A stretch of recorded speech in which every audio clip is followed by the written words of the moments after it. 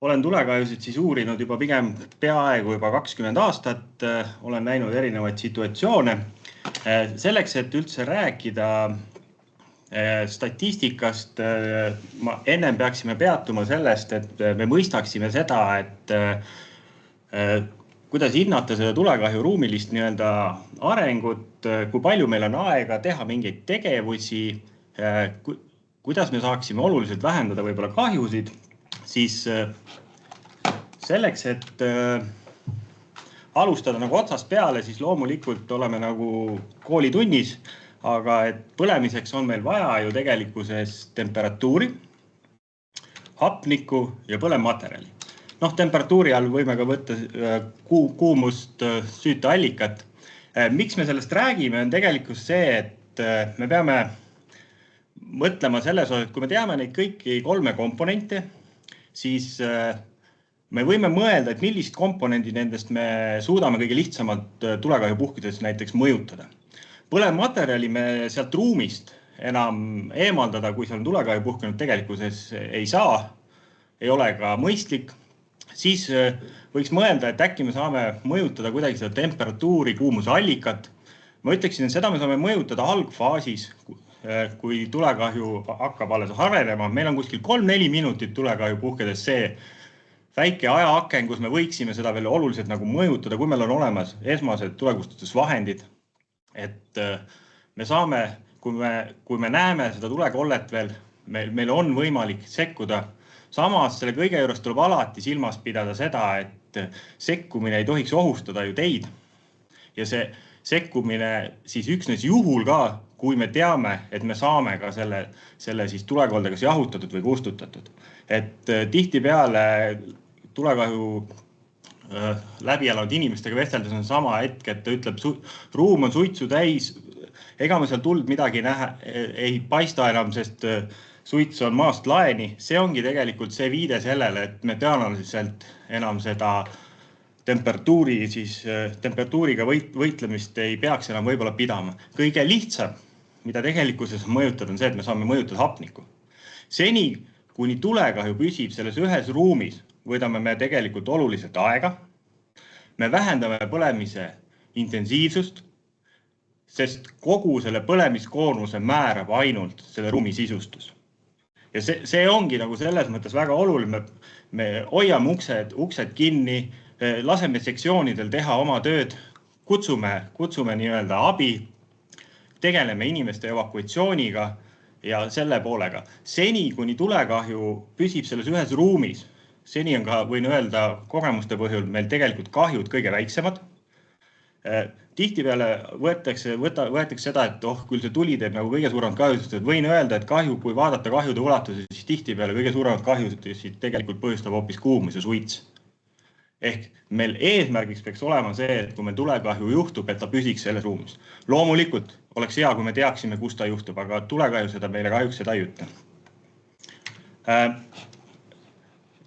Tulekahju dünaamikas ma lihtsalt korra toongi, et meil on 3 ajas põhilist muutuvat parameetrit, ongi pindala, temperatuur ja suitsu tekkimise intensiivsus.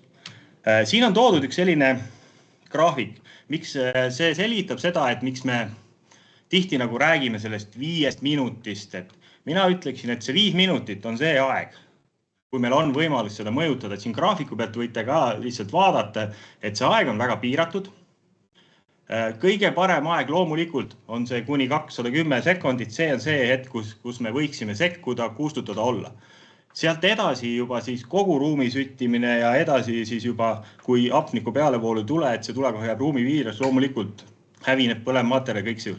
See on nii-öelda tagajärje osa. Meie ajaaken on üsna lühike. Mis on nagu põhiasi, et kui me tulekahju avastame, loomulikult meil on paigaldised korras, me saame teate, meil on võimalus kiiresti sekkuda, me läheme kontrollima. Aga me kunagi ei tea, kus me oleme selles ajahetkes.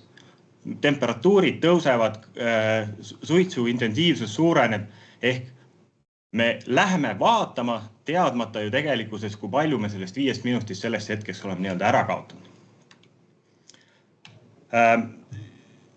Siin ongi siis pandud nagu see graafiliselt, et selline 5 elu muutuvad minutit, et noh, me saame, ütleme seal minuti jooksul selle teate, temperatuur ei ole veel väga kõrge, 3,5 minuti pärast on seal juba 100 kraadi ja sealt edasi toimub juba väga kiire areng, temperatuur kasvab ju hüppeliselt, samuti suitsu tekkimise intensiivsus. Ehk pigem nagu sellel hetkel, kui me oleme jõudnud sinna viimasesse faasi, me tegelikult peakski olema sulgema ukse, võib-olla mitte üldse seda avamagi, takistama hapniku juurdevoolu ja vähendame sellega nii kahjude tekkimist, nii evakuatsiooni siis ütleme siis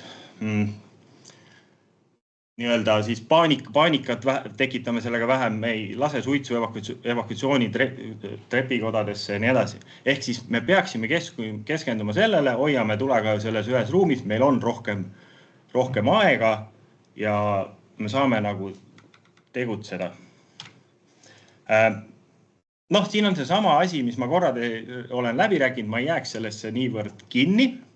Pigem nagu võtsin ma siis ühe sellise vaate hoone tulekahjudesse, mis puudutab just teist kasutusviisi ja majutushoone. Siit võite graafiliselt nagu näha, siis tegelikult ju võiks öelda, et meil ju läheb järjest paremini. Te olete olnud järelikult väga tublid. Sellepärast, et aasta-aastalt on meil tulekahjude arv teisest kasutusviisist viimastel aastatel drastiliselt ütleks vähenenud. Loomulikult eristuvad siit nii-öelda mingid siis liigid võiks toodud ja motelli külaliste maja ja siis muu lühiajalise majutushoone. Kuid samas nende hulk on oluliselt vähenenud. Selle kõige juures ei tohiks ära unustada, et ikkagi aastas on meil ligemale 20 sündmust teises kasutusviisis, kus me räägime tulekahju ohust. Ehk siis sellistest sündmusest, kus meil ei ole veel tulekahju arenenud, küll aga kui me ei sekku ja seda protsessi nii-öelda ei katkesta, siis sealt oleks võinud edasi areneda tulekahju. Et me eristame nagu tulekahjusid ja tulekahju ohusündmusi. Mis on põhjused?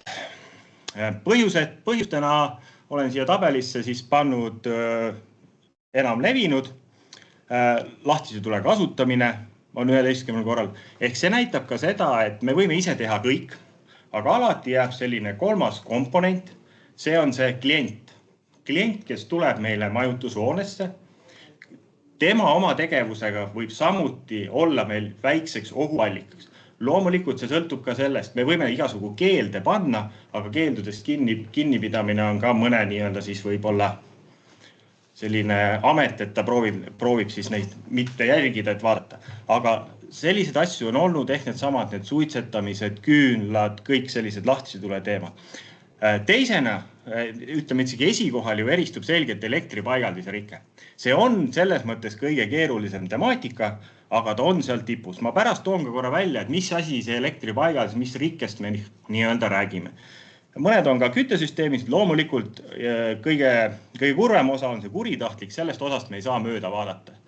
Kahjuks me ei saa sinna ka ennetavalt midagi teha, kui inimene ikkagi keegi tuleb ja tahab kellegi vara hävitada. Vaatasin korraga sisse selles mõttes tulekahju tekki piirkonda, siis eristub majutushoonetes ikkagi elutuba. Et mina oleksin ise pakkunud, et äkki ikka saun või leiliruum või magamistuba, aga nagu näete, siis nemad on seal kõik ühe pulga peal peaaegu. Aga elutuba selgelt eristub, et seal kipub meil asju juhtuma kõige rohkem. Vaatasin korraga sündmustesse, tõin sellised lihtsalt märksõnad, mis meil sealt nagu välja tuli, et täpselt niimoodi kirja panin, nagu seal oli, küüna on süüdanud kummuti peal, sellised on nagu olnudki need kohe teated, põleb elektriühendus, karp, vahelaja peal, kus on kaabiredid, see on hästi halb koht, sest tulekahju levik ja suitsulevik on väga intensiivne ja päris suures ulatuses. Samuti siis välisvalgusti süttimine, külalise sülearvuti on süttinud, suitsetamisest on tekk põlema läinud, ehk sellised nagu märksõnad. Ja loomulikult alati võib ju vaadata kaugemale ja statistika võlu. Võttes siis arvesse viimase 5 aasta statistikat, ütleksin ma, et toimub järgmine tuleannutus kõige tõenäoliselt, loodan, et ei toimu. Hotell, motell, külaliste maja, elutoas ja elektripaigaldise rikkest. Elektripaigald ja kui me ütleme, et elektripaigaldise rikkes, siis Võtsin ka kokku arvud ja elektripaigalise tulekahjude tekkekoha tõenäosused on siit välja toodud. Arukarp ühenduskoht on see kõige peamine, valgusti eristub teistest selgilt ja siis tulevad järgi pistikud, välivalgustid ja sellised. Tulekahjude vältimine. Väga keeruline teema selles mõttes. Loomulikult me saame teha, eelistada, nagu ikka siin on toodud, et Euroopa liikmesriigiga sigarette ise kustuvad. Alati see ise kustumise kohal on väike küsimärk. Statistika põhjal mina ütleksin, et ise kustuvad meil on, aga kahjuks suitsetamisest ikkagi meil tekib väga palju tulekahju. Kui on sisustatud suitsetamise koht, siis üldjuhul inimesed ka sellest kinni peavad. Kui seda ei ole, siis tekibki selline spontaanne käitumine. Prügikastid alutel loomulikult ohutusse kaugusse, sest tihtipeale visatakse sinna peale prügi veel midagi, mida me tegelikult ei taha. Kui nad on lukustatud, on see ainult ja mitte kasutada küünlaid. Romantika on kena, aga võib-olla mitte siis lahtisi tuleb, võib-olla kasutada seal elektroonilisi küünlaid. Ja loomulikult võiks ju mitte põlevad raskesti süttivad sisustuselemendid ja kõik see mängib kaasa. See aitab meil oluliselt mõjutada tulelevikut, põlemiskoormust, läbi sellega tekivaid kahjustusi ja elektriseadmed paigaldist rike. Siin on sellised mõned nagu märksõnad, et loomulikult usalda elektritööd elektrikule. Ükski elektriseade ei ole igavene ja ka elektrijuhtmed vananevad ehk siis seesama, et meil on need ohukohad nagu tulid sealt välja, erinevad harukarbid, ühenduskohad.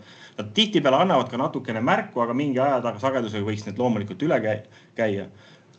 Kontrollida regulaarset elektrisüsteemide korrasolekut. Jälgida samuti tootja kasutusjuhendid.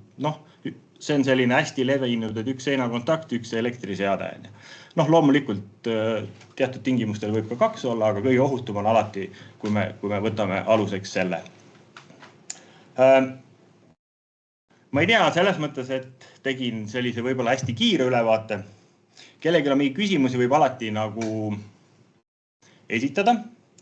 Mis on loomulikult see, et mida ma võin kindlalt nagu väita, ehk kui meil on koolitatud personal, me oleme neid ette valmistanud, me oleme ka harjutanud, siis tegelikult me ei saa kunagi selles harjutamisel luua sellist olukorda, et tekiks päris see tunne, et nüüd on tulekahju, et mis ma tegema pean.